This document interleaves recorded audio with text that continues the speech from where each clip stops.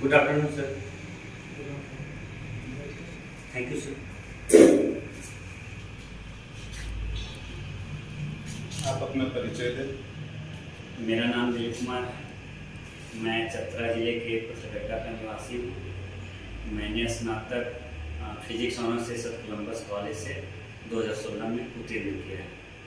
मेरी hobby cricket खेलना है और 16 के बाद मैं जेपीसी की तैयारी कर रहा हूँ। आपकी स्कूलिंग कहाँ से हुई है? प्राथमिक शिक्षा की बात की जाए तो मैं गांव से ही किया हूँ, परंतु मैट्रिक की परीक्षा मैंने जवाहर नवोदय विद्यालय चतरा से। और इंटरमीडिएट की परीक्षा आपने कहाँ से दी है? DAV Kapil Dev public school Karachi से की। तो आपके अगर देखा जाए 10th प्लस जो प्राथमिक शिक्षा है गांव से, 10th आप जो है चतरा से कर रहे हैं, ठीक है, इंटर आप रांची से कर रहे हैं DAV कपिल देव, ग्रेजुएशन आप विनोबा भावे से कर रहे हैं, ऐसा क्यों? सर मैंने प्राथमिक शिक्षा गांव से शुरू की थी, परंतु नवोदय में सिलेक्शन होने के बाद मैं नवोदय चला गया और 10th क्लास वहीं से पास किया। उसके बाद मेरी तमन्ना थी IIT करने की, तो मुझे लगा कि नवोदय में अगर मैं 12th करूँगा तो IIT नहीं कर पाऊँगा, तो इसलिए मैंने बाहर रांची जाने का निर्णय लिया और रांची से मैंने 12th किया, वहीं से प्रिपरेशन भी शुरू की। और उसके बाद जब उसमें मुझे सफलता नहीं मिली तो मेरा टारगेट था फिजिक्स ऑनर्स करने का, तो वहाँ मैंने अप्लाई किया था संजेवियर में, परंतु वहाँ मेरा नहीं हो सका, मेरा लिस्ट में नाम नहीं है। और साथ ही मैंने यहाँ सत कोलंबस कॉलेज में भी अप्लाई किया था, तो यहाँ लिस्ट में नाम आया तो यहीं पे एडमिशन लिया।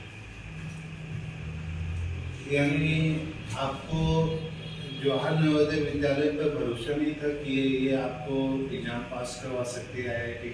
सर मेनली जवाहर नवोदय विद्यालय जो हैं बने हुए हैं वो शिक्षा को लेकर बने हुए हैं, परंतु मैंने जो वहाँ का पैटर्न देखा था, लगभग सारे बच्चे जिन्हें इंजीनियरिंग करना होता था वे बाहर ही प्रस्थान करते थे, तो मैं भी वही उचित समझा।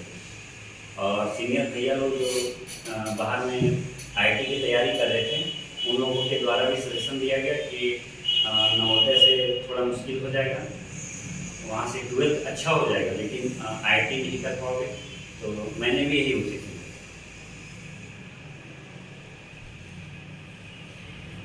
दिलीप, आपकी हॉबी क्रिकेट है ना? जी सर, क्रिकेट खेलना।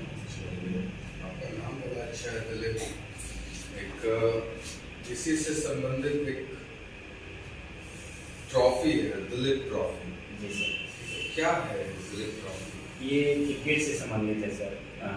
भारत में क्रिकेट का जो घरेलू स्तर का जो क्रिकेट खेला जाता है, तो उसमें इस ट्रॉफी के इनके नाम पे दिलीप सिंह के नाम से एक ट्रॉफी आयोजित की जाती है और इसमें यहाँ के जो स्थानीय टीम है BCCI के द्वारा इसे आयोजित किया जाता है और स्थानीय टीमें भाग लेती हैं। आपके नाम से मिलते जुलते कोई क्रिकेटर का नाम बता सकते हैं? मैं तो यही दिलीप सिंह जी का ही नाम याद कर पा रहा हूँ। अच्छा, एक समय था 70s के डिकेड में, 70s 80s का जब डिकेड चल रहा था क्रिकेट के लिए, तो ये वेस्ट इंडीज अपने पेस अटैक्स के लिए बहुत फेमस थे और लोग बोलते थे कि वो नाइट मेयर है उन लोगों के साथ खेल। तो कुछ वैसे फास्ट बॉलरों का नाम बता सकते हैं वेस्ट इंडीज का? सर उसमें क्वालिटी वाल्स थे सर, और एक एम्ब्रोज करके कोई नाम था, तो वे लोग बहुत अभी भी बहुत ज़्यादा प्रचलित हैं सर अपने बॉलिंग को लेकर। जब 3 ऐसे प्लेयर्स का नाम बताइए जिसमें टेस्ट क्रिकेट के एक पारियों में 10 विकेट। जी सर, जिम लेकर हैं सर जो प्रथम है, और दूसरे नंबर पे अनिल कुंबले हैं भारत के, और तीसरे स्थान पे न्यूजीलैंड के खिलाड़ी हैं जो हाल ही में यह प्रदर्शन किया है सर, उनका नाम सर कोई पटेल करके सर, अभी याद नहीं कर पा रहा हूँ, जीतन पटेल शायद है सर। अनिल कुंबले का निकनेम बता सकते हो? जंबो है सर। चलिए, आपने फिजिक्स से अपने स्नातक की शिक्षा पूर्ण की है, तो प्लाज्मा के कुछ प्रॉपर्टीज के बारे में बता सकते हैं?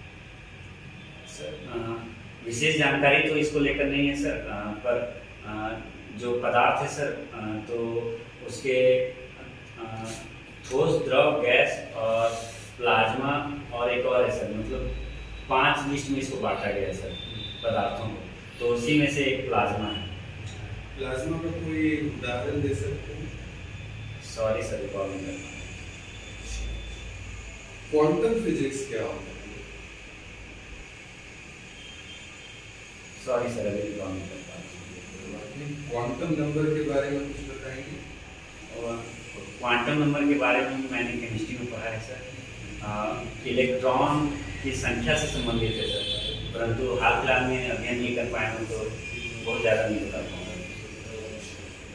अच्छा ललित, मान लीजिए आप एक नौका से कोई नदी पार कर रहे हैं, उस नौका पे 3 लोग हैं, एक बहुत बड़ा इंडस्ट्रियल, एक बहुत ही गरीब परिवार का व्यक्ति और एक आप। अचानक से नौका पलट जाती है, तीनों डूबने की स्थिति में, तीनों आसपास ही, लेकिन आपको स्विमिंग आती है और आप अपने साथ किसी एक व्यक्ति को बचाकर ले जा सकते हैं, सिर्फ एक व्यक्ति, आप में इतना सामर्थ्य है, ठीक है, तो आपका चयन किसका होगा, किसे बचाने का आपका प्रयास होगा? क्वेश्चन सॉरी सर, फिर से आप नौका से जा रहे हैं, एक उसमें बहुत बड़ा उद्योग कर्मी, एक बहुत ही अत्यंत गरीब परिवार का व्यक्ति और एक आप। नौका डूब गई है, आप लोग पानी में गिरे हुए हैं, दोनों को स्विमिंग नहीं आती, आपको आती है, और आप अपने साथ किसी एक को बचाकर किनारे पर ले जा सकते हैं, तो आप किसका चयन पहले करेंगे, आप किसे बचाएंगे?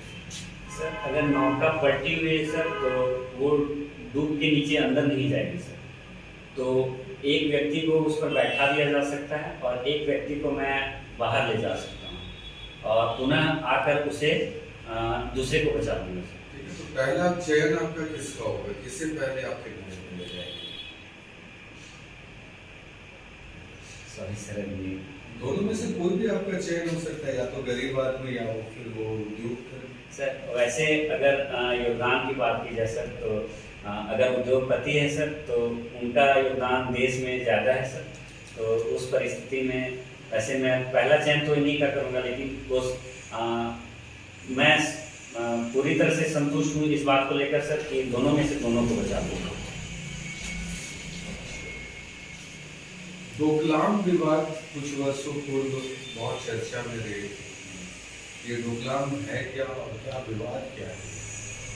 सर डोकलाम जो है भूटान, भारत और चीन का मतलब तीनों का सीमा क्षेत्र एक जगह जो मिलता है सर, जो पॉइंट है उसी क्षेत्र में ये डोकलाम पड़ता है, तो इसमें भारत का विशेष रूप से विवाद नहीं है सर, वो भूटान और चीन के बीच का विवाद है, दोनों अपना दावा करते हैं उस पर, लेकिन भारत को इस विवाद में कूदना जरूरी है सर, क्योंकि भारत अपनी सुरक्षा को लेकर चिंतित है। अगर भूटान तो कमजोर है सुरक्षा की दृष्टि से, और अगर उस पर चाइना का कब्जा हो जाता है तो भारत के लिए भी खतरा हो सकता है, क्योंकि वो जो डोकलाम क्षेत्र है वो भारत का जो चिकन नेक कहा जाता है, तो वो बहुत नज़दीक पड़ता है, तो उसको लेकर भारत को चिंता है, इसलिए इस विवाद में भारत भी कूदा है और भारत नहीं चाहता है कि चाइना उस क्षेत्र पर कब्जा करे। अभी यूक्रेन और रशिया के विवाद में जब अंतर्राष्ट्रीय स्तर पे हर देश से पूछा जा रहा है आप किसके सपोर्ट में है, किसके अगेंस्ट में, किसकी कार्रवाई गलत है, भारत ने अपना मतदान नहीं किया, ऐसा क्यों? भारत का सभी देश से मित्रतापूर्ण संबंध है, लगभग सभी देश से, तो भारत किसी एक पक्ष में जाना नहीं चाहता है। भारत का हमेशा से स्टैंड रहा है कि वो सारे देश के साथ अपना मित्रतापूर्ण संबंध स्थापित रखे और उसे खराब ना होने दे। तो अगर वो पक्ष में मतदान करता है तो जो लाया गया था, यूएन में लाया गया था प्रस्ताव, तो उसके पक्ष में अगर भारत मतदान करता है तो इससे रूस के साथ संबंध पे असर पड़ता है, और अगर यूक्रेन के संबंध में मतदान करता है, यूक्रेन के समर्थन में, तो तब रूस और रूस के समर्थन में करता है तो यूक्रेन या अन्य नाटो देश। तो भारत इस परिस्थिति में ये समझा सर कि मुझे इस मतदान से अलग रहना ही उचित है, और वो मौन रूप रहा, और भारत का इसमें अपना स्टैंड ये रहा कि दोनों शांतिपूर्ण और कूटनीतिक तरीके से जो विवाद है उसको निपटाए। भारत की ये जो विदेश नीति है, ये विदेश नीति को कुछ विशेष नाम दिया गया है, इस प्रकार की मनोवृत्ति रखने का कि हम किसी के पक्ष में भी, क्या कहा जाता है इसको? एक संगठन बना है सर, गुटनिरपेक्ष करके कुछ नाम है सर, तो वही बनाया गया है जिसमें किसी एक पक्ष में कोई देश नहीं है, तो उसमें बहुत सारे देश हैं जिसमें से एक भारत भी है। किसके प्रयास से ये बना? सॉरी सर, इसकी जानकारी नहीं है। पंचशील समझौता का नाम कभी सुना आपने? क्या है ये पंचशील? सॉरी सर, अध्ययन नहीं करता हूं। आप नगर सेवा आपका प्राथमिकता है, पहली प्राथमिकता, तो आप जहाँ पे रहते हो वहाँ पर क्या क्या समस्याएं देखते हैं नगरों में? सर नगरों में प्रमुख समस्याओं में से एक मैंने देखा है, वह है साफ सफाई, और नालियों का जो वहाँ निकासी का जो प्रणाली है सर, द्रवित कचरा का, तो उसमें भी समस्याएं मैंने देखा है सर। और इसके अलावा ट्रैफिक समस्या देखा है, प्रदूषण की भी समस्या मैंने देखी है सर। तो ये सब समस्याएं मैंने लगभग सभी शहरों में देखा है ये समस्याएं। जल निकासी व्यवस्था को दुरुस्त करने के लिए आप क्या योगदान दे सकते हैं? सर नगर अधिकारी के रूप में यह एक प्रमुख काम है सर, नगर अधिकारी का। तो सबसे पहले कि जो मुझे ट्रेनिंग दी जाएगी तो उसमें जो भी मेरे कार्यों को लेकर शिक्षा दी जाएगी, तो उस बारे में अच्छे से जानकारी प्राप्त करूँगा। और तत्पश्चात जहाँ मेरी नियुक्ति की जाएगी तो वहाँ जो ड्रेनेज सिस्टम होगा उसके बारे में पूर्णतः अध्ययन करूँगा। वो पानी कहाँ से, किस क्षेत्र से निकलता है और किस क्षेत्र में जाता है। तो इसको लेकर अध्ययन करने के बाद जहाँ भी नालियों की समुचित व्यवस्था नहीं है तो वो व्यवस्था करूँगा। और इसके अलावा समय समय पर नालियों का साफ सफाई एक प्रमुख प्राथमिकता होगी सर। आपने जवाहर नवोदय से शिक्षा ग्रहण की है, फिर आपने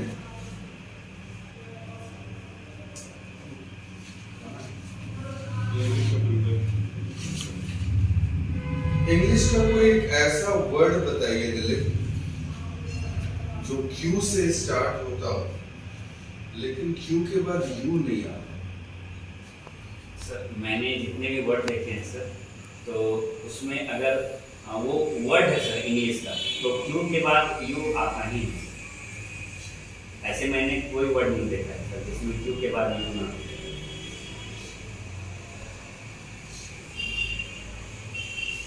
डीएवी कपिल देव से आपने अपना 12th पास आउट किया है। ये डीएवी की स्थापना किसके द्वारा की गई? हंसराज, महाराज हंसराज के द्वारा किया गया। कहाँ पे? इसकी जानकारी मुझे नहीं है। अच्छा, ये आर्य समाज और डीएवी दोनों के बीच में मौलिक अंतर क्या है? अंतर तो मुझे नहीं पता है सर, लेकिन इसकी स्थापना हंसराज के द्वारा की गई थी। तो वो आर्य समाज जो दयानंद सरस्वती थे तो उन्हीं के प्रेरणाओं से की गई थी। लेकिन इसमें अंतर क्या है विशेष जानकारी नहीं है। क्या इतिहास के क्षेत्र में रुचि रखते? सर मैंने इतिहास का अध्ययन किया है परीक्षाओं की दृष्टि से। इतिहास क्यों पढ़ना चाहिए किसी भी व्यक्ति को? क्या महत्वपूर्ण पक्ष है इतिहास के पढ़ाई में? इतिहास का अध्ययन करने के बाद किसी भी क्षेत्र का जो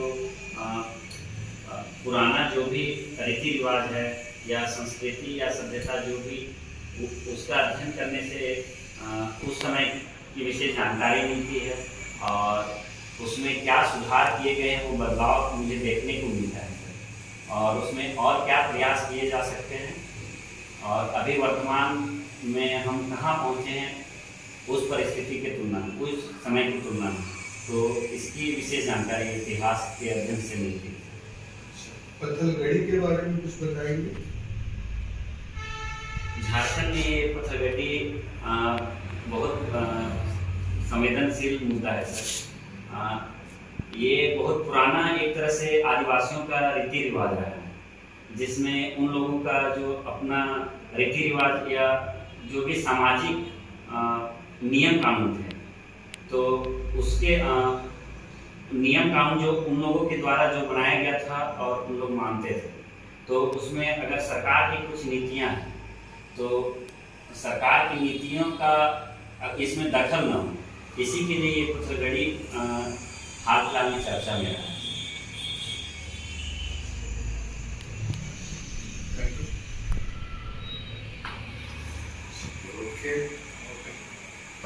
ये नक्सल आंदोलन का एक खुशी कब सॉरी सर, जानकारी